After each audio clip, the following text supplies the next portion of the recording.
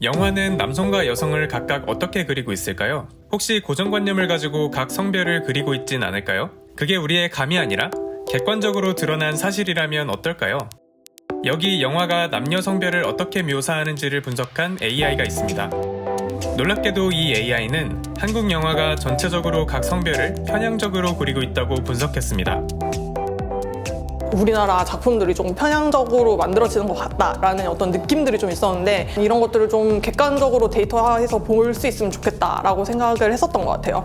장지훈 감독은 한국과 미국에서 박스오피스 상위 20위 안에 드는 영화들을 선정해 AI로 이들을 분석했습니다. 8가지 기준으로 이 영화들을 분석한 결과 놀랍게도 한국 영화가 여러 측면에서 성별 편향적이라는 결과가 나왔습니다. 첫 번째 기준은 남녀 등장인물이 전체 러닝타임에서 얼마나 오래 등장했는지를 살피는 시간 점유율입니다. 이를 비교한 결과 한국 영화에서는 남성 캐릭터가 여성 캐릭터에 비해 약 2배 많이 등장했습니다. 한국 영화가 훨씬 더 남성 캐릭터가 나오는 비중이 훨씬 더 높았어요. 헐리우드 영화보다. 남성 중심의 영화를 좀 더 많이 만든다라고 볼 수가 있는 거죠. 남성이 여성에 비해 그냥 오래 등장하는 게 아니라 조금 더 중요한 비중으로 다뤄진다는 결과도 나왔습니다. 공간 점유율이란 전체 화면에서 남녀 등장인물이 각각 얼마나 크게 표현됐는지를 비교한 것인데요. 이 기준으로 분석한 결과 남성 주인공이 더 공간 점유율이 높았습니다.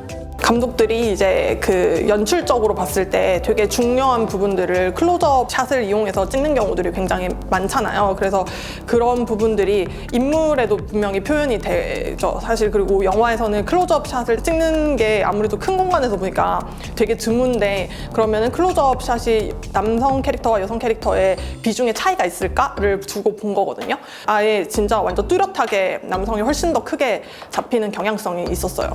등장인물들의 나이에서도 남녀가 큰 차이를 보였습니다. 여성들은 20, 30대를 대표하고 남성들은 30, 40대를 대표한다라는 그런 연구 결과가 있어요. 그래서 되게 젊고 어린 여성들만 좀 가치가 있는 그리고 그런 여성들의 이야기만 계속 나오는 상황들이 되는 거죠. 그 남성 캐릭터는 30, 40대에 집중이 되어 있긴 하지만 고루고루 이제 분포가 되어 있어요. 근데 여성 캐릭터 같은 경우는 정말 20대에서 그 30대 초반? 약간 여기에 엄청 집중되어 있는 그래프가 나오거든요. 남녀 캐릭터와 함께 등장한 사물도 큰 차이가 났습니다. 감독은 이제 미장센을 통해서 이제 표현을 하잖아요. 그리고 캐릭터가 있는 공간이 사실 그 사람의 직업이라든지 아니면 상태라든지 이런 것들을 많이 보여주잖아요. 그래서 이제 남성 옆에는 어떤 물체가 되게 많고 여성 옆에는 어떤 물체가 되게 많은지를 좀 보려고 했었던 것 같아요. 실제로 여성 캐릭터는 집안에 되게 많이 있어요. 그래서 가구와 함께 디텍트가 되게 많이 되어 있는 상태고요.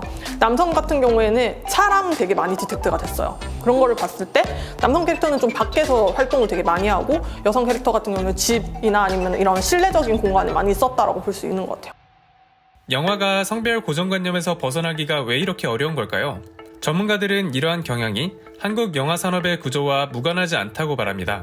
2009년부터 2018년까지 10년간 한국에서 개봉한 모든 한국 영화를 스텝별로 성비를 조사를 했고요. 네, 실제로 연구를 한 결과는 굉장히 참담했습니다. 대표적으로 이제 감독만 살펴보자면 2009년부터 2018년까지 여성 감독이 13% 정도의 수치를 나타냈고 감독의 성별과 그 다음에 영화의 주연의 성별은 상당히 상관관계가 굉장히 높았습니다.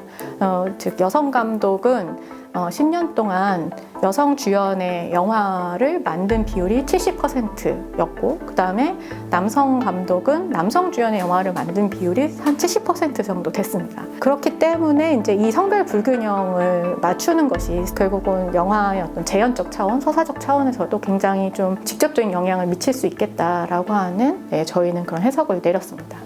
해외에서도 이런 편향적인 산업 구조가 결국 영화 내용에도 영향을 미친다는 것을 인지하고 이런 구조를 바꾸기 위해 다양한 시도들이 있다고 합니다. 최근에 이제 넷플릭스 같은 경우에는 다양성 보고서라고 하는 것을 매년 발간을 하고 있고요.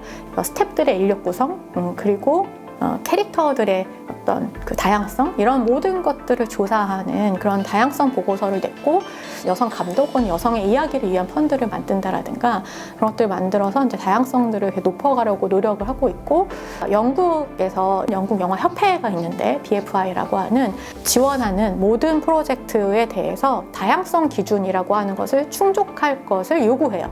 영화 재현의 차원, 그 다음에 리더십 그리고 영화 인력의 차원, 그리고 관객 운동의 차원, 이렇게 4가지 차원에서 어느 정도 충족을 해야 지원을 할 수 있는 자격을 주게 되는 거죠.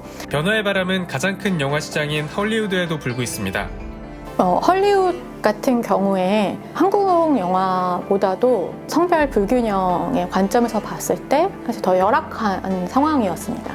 그런데 최근에 와서 이런 흐름들이 급격하게 바뀌었는데, 물론 이제 헐리우드 내의 어떤 미투 운동이라든가 이런 것에 영향이 분명히 있었을 것이라고 봐요. 하지만 어떤 공정성이나 뭐 평등이라고 하는 어떤 가치들, 공익성만을 위해서 헐리우드가 바뀌었다라고 생각하지는 않아요.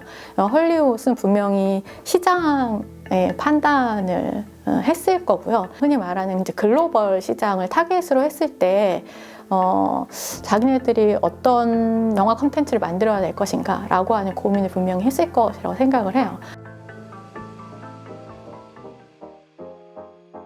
사람들이 저한테 이런 연구를 했다고 하면은 그래서 예술 영화 만들자는 거야? 이렇게 얘기를 하거든요. 근데 상업적인 논리를 봤을 때도 그래요. 다양한 사람들이 모여서 다양성이 보장된 영화가 되게 상업적으로 성공할 수 있다는 연구 결과가 이미 있어요. 그것 때문에 저는 뭐 캡틴 마블이라든지 블랙팬서라든지 그런 영화가 탄생할 수 있었다고 보거든요. 그 다양성이 결국은 좋은 재능과 그다음에 좋은 작품들을 발굴하는 어떤 기반이 될 수 있다라고 하는 것의 가장 좋은 예시가 아카데미에서 기생충이나 미나리 등이 상을 타게 된 어떤 그런 케이스들이라고 생각을 하거든요. 다양한 어떤 캐릭터들을 보고 싶다, 다양한 서사를 보고 싶다라고 하는 그런 목소리들 속에서 이 작품이 가능했던 거죠. 그래서 저는 좀 그런 고민을 해봤으면 좋겠어요. 한국에서 아카데미의 기생충에 해당하는 그런 작품들을 우리는 어떻게 발굴할 것인가. 헝거게임이 나왔을 때 애들이 이제 양궁 엄청 많이 배우러 다니고, 그리고 빌리 에일리트라는 영화가 나왔을 때 여성 아이들의 전유물이었던 그 발레 교습소에 남자아이들이 그렇게 많이 왔대요.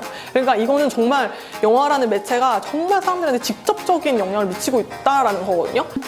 뭐 영화인들도 그렇고 저는 관객들도 그렇고 한국 영화계가 성평등해지고 더 다양한 영화를 만들고 그것을 통해서 더 재미있는, 다양한 사람들이 공감할 수 있는 영화들을 만들어내는 어떤 방향에 대해서는 반대하는 사람은 없다고 생각을 해요. 저는 가장 빨리 바꿀 수 있는 건 관객의 목소리라고 생각을 해요. 그러니까 관객의 목소리를 가장 두려워해요.